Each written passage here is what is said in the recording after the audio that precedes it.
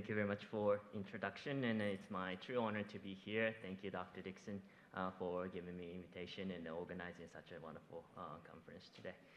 So after Dr. Yorn's fantastic talk, it's quite a change in the gear, and I'm gonna focus on the surgical management for the gastric cancer, and then more talk about technical issue, and then the role for the robotic surgery in this field. So I'm going to start with oncological principle about D2 gastrectomy. As you're aware, that is current standard of care for the surgical management. And then I'm going to introduce our approach, how we build the robotic gastrectomy practice at MD Anderson. And then another question I wanted to include is when we can safely avoid the thoracotomy, because I believe esophageectomy is a little brutal. And then we do have some data to guide those in a separation. And then lastly, I'm going to introduce some of the research work I'm doing at our center. So let's talk about D2 lymph node dissection. So the concept was initially built by Dr. Kajitani back in 1953. It's a long time ago. And he defined the area of the lymph nodes around the stomach, namely number 1 to 6 as perigastric lymph nodes, and from 7 to 14 or possibly 16 as outside of the perigastric area, commonly located around the celiac axis, including hepatic artery and splenic artery. And the point I was trying to say is this definition is based on those data showing the incidence and then what they call therapeutic index. I'm going to explain a little bit later. But not all those 14 or 15 lymph nodes are equally important. And the definition of extent of the D2 lymph node dissection has been evolving for the last 50 or 60 years. And currently, the Japanese gastric cancer guideline is in number 14th or 15th edition. But that is lost in translation to some degree. So the current NCCN guideline still defines the D2 lymph node dissection based on the initial the definition by Dr. Kajitani more than 60 years ago. So that probably led to some of the misunderstanding of the procedure when Western surgeon in the Dutch famous D1, D2 trial resulted in some unfavorable results. So particularly, for example, moving the lymph nodes around the splenic hilum, which is station number 10, is no longer considered as part of the recommended D2 lymph node dissection in guideline. But because of that misconception, the surgeon in this trial did unnecessary splenectomy up to 40%, and that resulted in the huge complication rate and mortality rate up to 10%, which is extraordinarily high after gastrectomy, resulted in the survival curve like this. And at the time of the 5-year follow-up, there was no difference, and so this study was considered a negative trial, so it failed to become a standard of care. And they reported 15-year overall survival outcome after long-term follow-up. And they started to see the signal that extended lymph node dissection, so-called D2, was showing some signal, even though p-value was negative, showing some benefit for the regional control and possible overall survival benefit. So this analysis led to the conclusion, or most of the surgeons agreed that D2 lymph node dissection may have a benefit, so became a standard practice, but should be performed by experienced surgeon, and I think most of the surgeons in this field agree with that. So the thing I wanted to say was, again, the lymph nodes within those D2 extent is not equally important. So these are the data those Japanese surgeons accumulated to show, to rate those importance of the lymph node removal for each location. And this figure is showing that the incidence of the lymph node metastasis in that particular station on the left side, and the right side is the 5-year survival if those lymph nodes are positive. So for example, number 1 lymph node, which is high lesser curvature lymph node, about 15% positive rate for this middle gastric cancer. And if you safely remove those lymph nodes, patient can still achieve more than 50% of survival rate. For example, number 16 lymph node, that is para-aortic lymph nodes, may have some instance of the metastasis, up to 5%, probably very locally advanced disease, but there's no survival for those patients. So those lymph nodes may have some sampling for the staging purpose, but there's no therapeutic value. So they multiply instance of the lymph nodes times by the 5-year overall survival rate, and they call that the therapeutic value. And then today's talk, I want to focus on these three stations, number 1 and 3, which is a lesser curvature lymph node, and number 7, which is left gastric artery lymph nodes. Those are consistently showing the high instance of the metastasis and a high therapeutic value. So I consider those the main key point of the core component of D2 lymph node dissection. And then the unique thing, after those, stratified analysis for each tumor location, they found that those number 1, 3, and 6 are consistently high regardless of tumor location. Even distal tumor go up to the lesser curvature high before going down to the left gastric artery, and proximal gastric cancer directly going to the left gastric artery and towards more splenic side. So this is one key take-home message today for surgeons. We have to clear the lesser curvature lymph node no matter what location for every gastric cancer patients. And then it is fascinating to see this paper from Dr. Mayo back in 1904. This is way before those Japanese the gastric cancer guideline defined the D2 lymph node dissection. But surgeons at the time knew that those lymph nodes are very important, saying that even for the pyloric cancer, it is important to remove those lymph nodes up to the G junction on the lesser curvature side.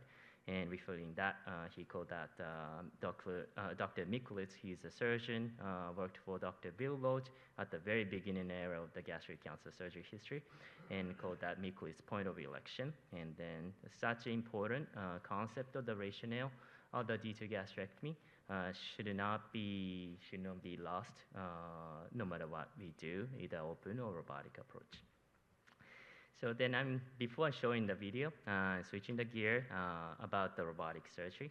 So it's technology evolving, and now we are having a DV5 newer technology, which implement haptics feedback as well. And then the technology is going and then probably making the future of the surgery different. And robotic gastrectomy is more commonly being used in the United States. And this is an NCD-B gastric cancer database, and showing the sharp rise of the MIS/robotic gastrectomy proportion being performed in the United States. And now the open gastrectomy is being more like a minority in the United States. This is, public data, so there are lots of selection bias, institutional bias, but we are still seeing some the evidence or signs showing the robotic surgery is associated with the lower mortality, shorter hospital stay, and then some benefit in oncological outcomes such as lymph node harvest and a higher R0 resection rate. Again, these are biased. But I was excited to see the signal within those patients who underwent a robotic gastrectomy. When we divided into 3 time-year period, we saw the outcomes of these have been improving over time. So as a nation, we are going through the learning curve, and then we are improving those outcomes. And indeed, I echoed what Dr. Zhao said earlier. The learning curve is a major issue in the robotic surgery in many different organs, and including the Whipple. UPMC reported 80 cases need to be done, become proficient in the robotic Whipple. And these Korean studies showing the 25, additional 23 to become mastery for the robotic gastrectomy. And this study is, done in the center. They're doing 1,000 gastrectomy per year, and then all very experienced laparoscopic gastrectomy surgeon still needing a 50 case to go over the learning curve. So we definitely need the specific strategy to get through those learning curve without causing the harmful effect on the patients. So what we did at our center is combine the robotic surgery program, particularly including both gastrectomy and pancreatectomy practice, to increase our composite case volume. There's the study from Netherlands. They reported that the superior outcome, even though the specific gastric cancer volume is low, if the surgeon or institution has adequate caseload for the pancreatectomy and esophagectomy, that translated into the superior outcome, which makes a lot of sense. So then we increase the complexity of the case over time. We started from very basic procedure like cholecystectomy, gastrojejunectomy. Those are excellent procedures. We can learn how to do the dissection and do the reconstruction. And started from the relatively easier gastrectomy before doing the total gastrectomy. And then that skill will translate into the safely performance of the Whipple as well. And we continue to do the practice and wet lab and to go through those learning curves as quickly as possible. And then our program grew substantially over the last 6 years, then having a great number of cases in HB total. And then our outcome has been excellent. Then short lengths of hospital stay is remarkable. After Whipple, patient leave hospital day 3 or 4, total gastrectomy 4, and coming down to the 3 now. And these numbers are consistently 2 or 3 days shorter than open approach, and which has a good cost reduction effect as well. And as a group, we are growing as a robotic surgical oncology group. And when I started, only we had 2 robotic surgeons, but now we have 13 within our department. And prospective safety monitoring is critical when we want to start the robotic the surgery safely. And then we confirmed that we didn't have a negative impact on the patient outcome, and then started to see some signal to show the lower complication rate and shorter hospital stay. And particularly it was remarkable for us to see how narrow the variance of the length of hospital stay after robotic surgery, because we are confident that patient recovers well, so we can be a little bit more aggressive how to advance the post-operative course. Regardless of the total or distal, I don't leave any NG tube, I don't place the J tube, and patients start they're taking cooliliquid day 1, full liquid day 2. If they tolerate that, they're going to be discharged on day 3. So I'm going to show the robotic gastrectomy video, and then these are instruments I use. I think it is very important for us to limit the number of instruments we use and standardize as much as we can do. And I consider robotic surgery is always the fighting against the time. And time is, it is all about the time and efficiency. And I will show how I do the double bipolar technique. This is the pole placement. Very easy, straight across the midline, and then I place the gel point in the lower fanning steel incision, and then place system port and the robotic stapler port through that to eliminate the need for the 12mm port. I do tap lock at the beginning of the case to provide adequate post-operative pain management. So I do consider, total gastrectomy and distal gastrectomy are 2 standard of care gastrectomy type for the gastric cancer. And total gastrectomy, after total gastrectomy, we of course need a Roux-en-Y reconstruction. For the distal gastrectomy, depending on the size, I do anticolic B2 reconstruction or Roux-en-Y retrocolic reconstruction. The video I'm showing today is the patient with the mid-gastric body tumor. I believe it was like a T2 and N0 disease. And then we did the subtotal gastrectomy and then Roux-en-Y reconstruction. And it will show you some key points of the lymph node clearance on the lesser curvature, like I said. And then I often use the ICG peritumoral injection to visualize where the location of those high yield lymph node is going. Let me skip a little bit. Oops. Oh. Sorry. I wanted to skip, but I guess it doesn't allow me to.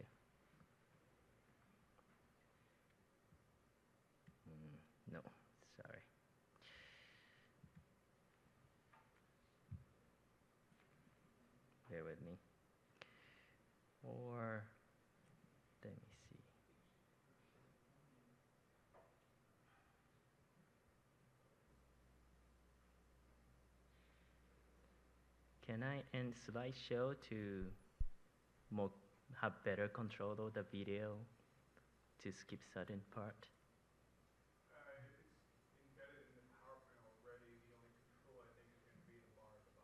Yeah, but it doesn't allow me to skip some of the part. Don't know.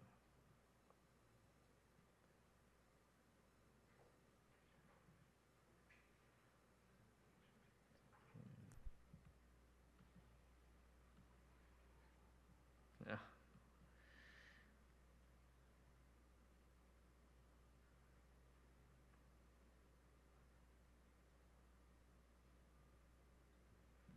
Bear with me.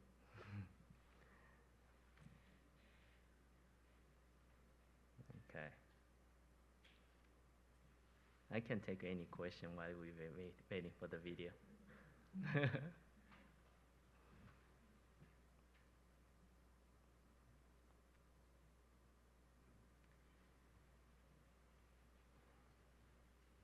Maybe I can talk about how I choose those reconstruction technique, and then the the challenge in taking care of the Texas size patients is how to safely do the reconstruction. I sounds like the Tennessee patient is matching to the Texas too. But anyway, so let's start the video. So what I do is a liver retraction. Is I use a Penrose drain, midpoint being suture to the diaphragm, and then make sure I get the good exposure for the lesser curvature of the stomach up to G junction. You see those spots for the ICG injection. I inject these at the very beginning of the case, and to overcome the lack of tactile sensation, I really cannot tell where the tumor is, if the tumor is not, super progressed. And then make a decision where to divide the stomach fairly in advance. So approaching peripyloric lymph nodes, this is gastric vein and artery ligated, clipped and divided. And after clipping those, I jump on the layer, a vascular layer right on the duodenum to clear those lymph nodes out. And sometimes I activate those sentinel lymphatic mapping fluorescent signal. And for this case, we saw those lymph nodes a little bit more, deeper than my initial dissection, which helped me to extend some lymph node dissection to get those, high yield, high risk lymph nodes. And then moving towards suprapyloric lymph nodes, it is important for us to, get the duodenum encircled distal to the pylorus. And again, we don't feel the pylorus, so we have to make sure that section is adequately, performed. And then now we are starting doing those so-called D2 lymph node dissection to include those hepatic artery lymph node. I found this use of the bipolar is very helpful for us to conduct the precise perivascular dissection. And this is number 7 lymph nodes. It's the root of the left gastric artery. And it is coming out with other deeper central lymph nodes. But honestly, the purpose of removing more lymph nodes is to make sure we get those high yield number 7 lymph nodes. Again, the lymph nodes are not equally important in the gastrectomy. But we believe this, that taking at least those left gastric artery lymph nodes are uniformly important for any gastric cancer. And then, even though we divide the stomach on this dot line, the lymph nodes along the lesser curvature up to G junction is continue to be important, and those needs to be removed. So I typically start this dissection on the back side, and using the bipolar devices. And before flipping down, again clearing the lesser curvature lymph nodes to aim to remove those lymph nodes and block to clear those lymph nodes. And then I like robotic stapler because I have a perfect control of those angle. and then resection is complete. I want to skip the reconstruction, probably not needed. Let's move on to the next slide, because I want to focus on the resection. All right, so that is it. And then changing shifting the gear towards how we select those gastrectomy patients in comparison to those patients from those needing the thoracotomy and esophagectomy. There's some data guiding us those patient selection. This is one Japanese randomized controlled trial, came 10 years ago. And they enrolled type 2, type 3 G-junction adenocarcinoma, T2 to 3, but limited them into to the up to 3 centimeter esophageal invasion. Zebel type defines those classification based on the epicenter of the tumor. And as a surgeon standpoint, that is not very helpful because type 3 tumor going up in the mid-esophagus, that can happen. Type 2 also can be small, just isolated at the junction, or it could be, way going high and low to have both extension. But the centimeter esophageal extension is a better guidance for us to feel like we feel confident to get the negative margin when trying the transabdominal approach. So they select those patients into this study and then compared left thoracoabdominal approach versus abdominal approach. They had to terminate this study early because they saw inferior survival by opening the chest for those patients. And then this is more recent study, multi-center prospective lymph node mapping study. This is not comparing anything, but they enrolled all patients in 350 patients into this study. Just did the extended lymph node dissection just to see how often those lymph node metastases are being seen. And this only included type 2 G-junction cancer patients. And then higher instance of the lymph nodes are located around the left gastric artery area.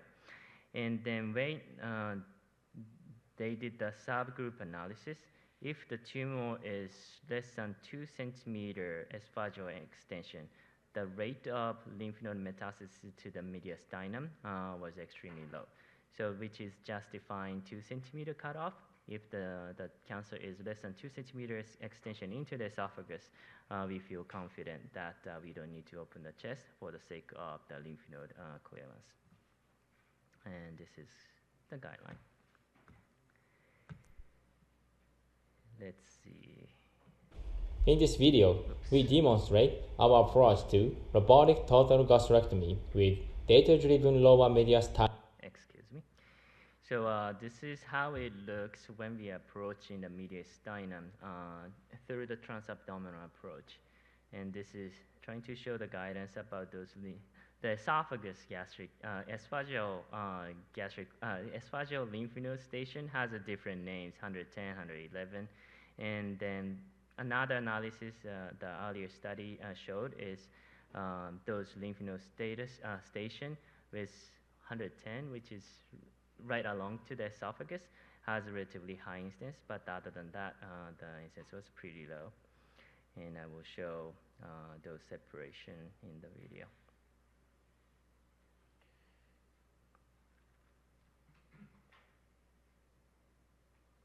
Okay, sorry, I wanted to skip. So this was the case, T3 and 0 G-junction adenocarcinoma type 2, got the chemo and chemoradiation therapy, which used to be our standard approach. And then the patient got the clinical complete response. And then because esophageal extension was less than 2 centimeters at the time, we were confident that we can get the negative margin through the abdominal approach. But when I'm approaching those G-junction cases, I give a heads up to the thoracic surgeon just to be ready to make sure they can help us if we end up having the positive margin. So I start directly from the esophageal dissection and identify esophagus, trying to encircle it along the right and left crus, and identify those lymph nodes that needs to come out and versus those should stay.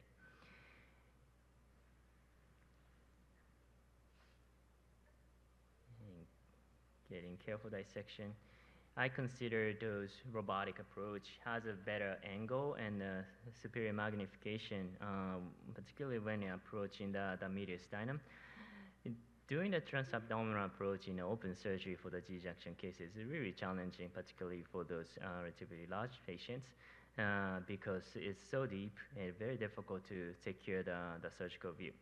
But the robotic approach, we have such a high quality video, we can put that scope into the mediastinum to have such a great surgical view. And then this part of the video is showing that the lymph nodes that comes with the esophagus is a high yield, but those which is separatable from those packets known to have very low incidence of the lymph node metastasis. Oh, it's having trouble. Okay. And then after I put the payload drain and then pull the esophagus back, I feel pretty confident that we can get the 5 centimeter dissection in the esophagus beyond the G-junction. So I consider 2 or 3 centimeter cutoff is very reasonable for us to draw the line when we need a thoracotomy. And because I saw the prominent lymph nodes in the mediastinum on that station 112, I'm doing the sampling, but certainly was not needed. And more important to avoid complications such as thoracic duct injury. And this came back negative. So this is how it looks when we're doing the transabdominal approach for the G-junction. And then I cut open and suture back together. And then let me skip that portion. And now we are building, finalizing the curriculum for the robotic surgical oncology training program for fellows. And we are doing a lot of practice in the simulator and wet lab to teach next generation robotic surgeons. And we also often, not often, but every 2 years, host the robotic gastrectomy course and then welcoming national and international attendees to come over here. For the last 5 minutes, let me talk about some research project we are doing on MD Anderson. And this is my favorite quote from our favorite surgeon, Dr. Villos, saying that importance of the to make a progress and then always to create new things to become an organization that can endure. So our vision of the program, research program, is to lead a patient-centered, data-driven, and innovative research that can change how we practice surgery. So let me start from the value, and then I consider value needs to be centered around patient. So we sent a survey to patients who had a gastrectomy or pancreatectomy for the last 3 years. The response was not that huge, but we got the good results. And first, of course, we asked the patient to rate what is the important factor when you're having such a big operation, once in a lifetime operation. And then more than 90% of the patient considered survival is important and removal of the cancer cells is important. We are a little surprised that they don't care much about the length of hospital stay or length of incision. And these 2 factors are primarily considered as the major benefit of the robotic or MIS operation. So it was a little shocking. So if we want to prove the benefit of the robotic or MIS approach, we should focus on more what factors patient cares, such as avoidance of the complication and a return to normal life, and then in general quality of life. So we are doing several studies focused on the patient-reported outcome and quality of life. This is the multi-center trial we are leading with Mayo, MSK, and 2 Asian centers to compare total versus proximal gastrectomy. And this study is unique because the primary outcome is defined by the patient's quality of life. And we just finished the accrual for 64 patients and I'm waiting for the data maturation. And we are working to develop the new questionnaire items because the currently available questionnaire items are very lengthy and asking the patient to finish 60 questions, and which is tough for the cancer patient to report those frequently. So we're developing the new one, and then we just finished the enrollment of 170 patients who underwent either esophagectomy or gastrectomy or pancreatectomy, and trying to show the difference in many different factors that can affect the patient's quality of life, defining the recovery after surgery.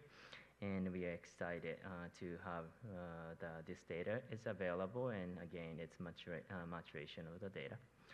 And we have shown the opioid use after surgery is remarkably reduced by robotic approach compared to open. And patients can go back on the adjuvant therapy sooner and more frequently if we can do the minimally invasive pancreatectomy. And cost data is also important because the healthcare system having the major stress from those inflation of the medical cost. And robotic surgery is one of the typical example for that. But when we did the very dedicated cost analysis, the operation cost increased by $5,000 when we use the robotic surgery. But by reducing the hospital stay by 2 or 3 days, total hospitalization cost was actually lower in the robotic gastrectomy cohort, and we showed the similar outcomes in the pancreatectomy analysis as well. And we also asked patients to report how much they had to pay out of the pocket to have a surgery. Because the majority of patients flying to Houston to have surgery at MD Anderson, and then we then ask the patient to stay long after such a big operation to make sure they are safe to fly back to home. And the median or mean amount they report is about $5,000 for the traveling cost, and additional $5,000 for the out-of-pocket medical costs, which is a significant amount. And then we compared open versus robot. Because they can leave Houston sooner, the travel cost was reduced, although the medical costs were similar, but income loss was also improved because they can return to work sooner.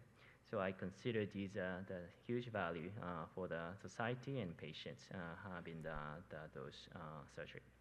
And innovations, and I consider robotic surgery's major value is innovation because that allows the platform allows us to implement the newer technologies such as imaging technology.